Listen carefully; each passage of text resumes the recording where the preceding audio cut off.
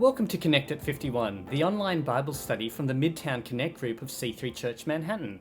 For those joining us for the first time, watch the video until you reach a question screen like this, pause and share your answers with the group, and then continue. So the first icebreaker question is this: how do your parents communicate with you?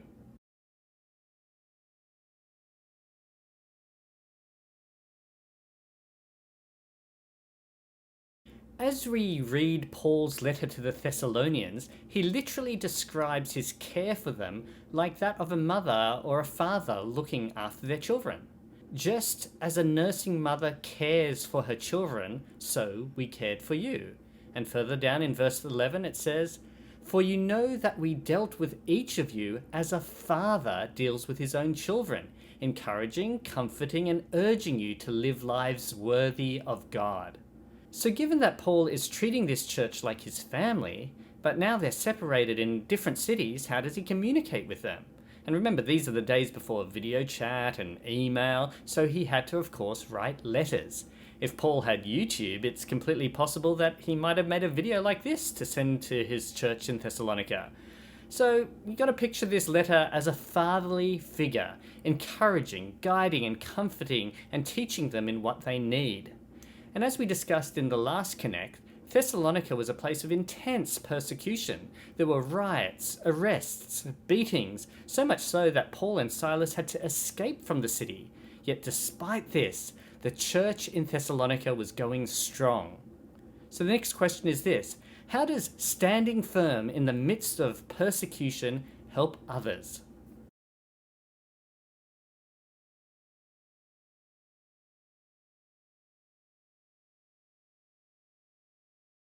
Paul is filled with joy and life at the news of the Thessalonians' faith. Their lives impacted his ministry. As he says in verse 8 of chapter 3, "For now we really live, since you are standing firm in the Lord."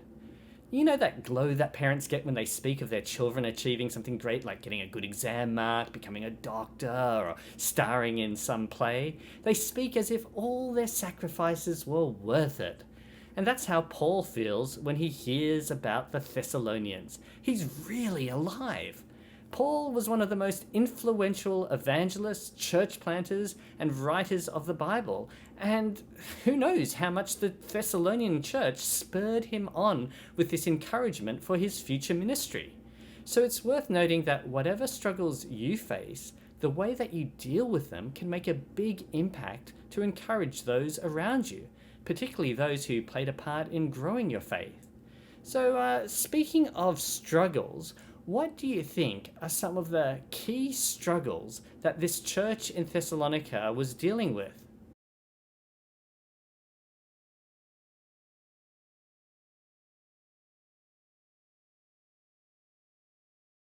The contents of both these letters cover the main issues that the people were dealing with, and they were 1. Sexual immorality, 2. Persecution, 3.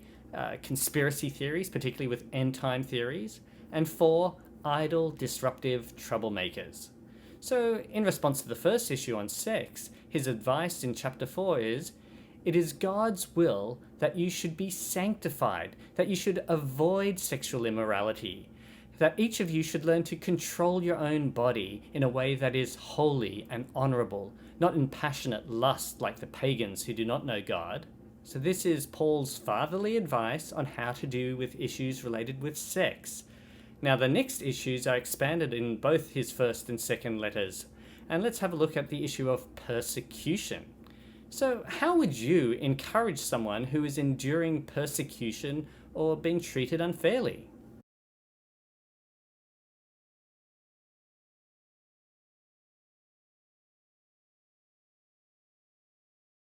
Paul encourages this severely persecuted church in two main ways. First, he focuses on the hope of life after death that we share in Jesus. In chapter 4, he writes, "Brothers and sisters, we do not want you to be uninformed about those who sleep in death, so that you do not grieve like the rest of mankind who have no hope. For we believe that Jesus died and rose again, so we believe that God will bring with Jesus those who have fallen asleep in him. This would have been particularly impactful for those who had recently died because of the constant attacks on the church. And the next encouragement Paul gives them is the fact that God is the judge of all mankind. In 2 Thessalonians 1 it reads, God is just. He will pay back trouble to those who trouble you and give relief to you who are troubled, and to us as well. Knowing that there will be a time that God will bring all things to justice was Paul's way of helping this church deal with their current trials and persecutions. However, the topic of end times was also a source of conspiracy theories that were causing problems. The conspiracy theory that was circulating was this idea that the end times had already come and the Lord had already come back and these guys had missed it. You see, false prophets and conspiracy theories are nothing new. They've been around for thousands of years. So the next question is this: how do conspiracy theories typically affect people?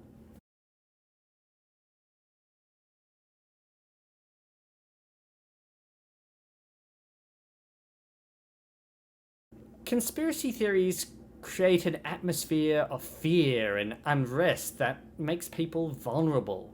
If anyone's seen the TV show The Leftovers, it was basically taking this whole idea that the rapture had already happened and everyone left on Earth had missed it. In the chaos and fear and uncertainty that followed when people thought they had been abandoned by God, it was a perfect breeding ground for cult leaders and false prophets to manipulate and control people.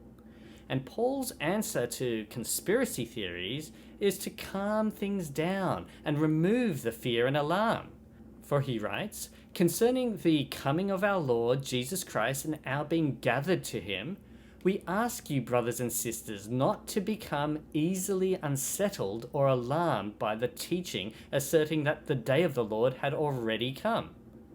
You see, the whole point of knowing that Jesus will come back is not about fruitless speculation on when it will happen or if it has happened. It's meant to give hope and peace.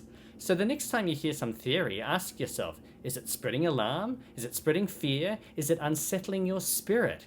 If so, it should probably be ignored. Biblical truth should give you peace and hope.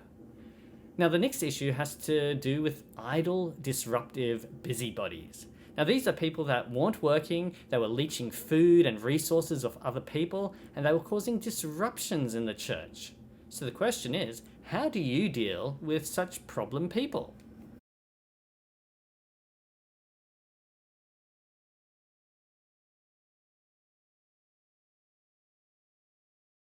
Paul writes, do not associate with them in order that they may feel ashamed.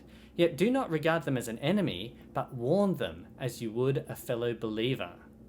This reminds me of the advice that I heard at a C3 conference when a pastor said that there are people in your lives that are going to be a drain on you. And it's easy to spend 80% of your time dealing with them and only 20% of the time dealing with the relationships that bear fruit. He continued to say that it takes a conscious decision to shift your focus so that you spend the 80% of your time on the fruitful relationships. So with that good advice, now Paul ends both letters with prayers of peace. In 2 Thessalonians he writes, may the Lord of peace himself give you peace at all times and in every way. So now that we have reached the end of Thessalonians, the final question to consider is this: what gives you peace in these times?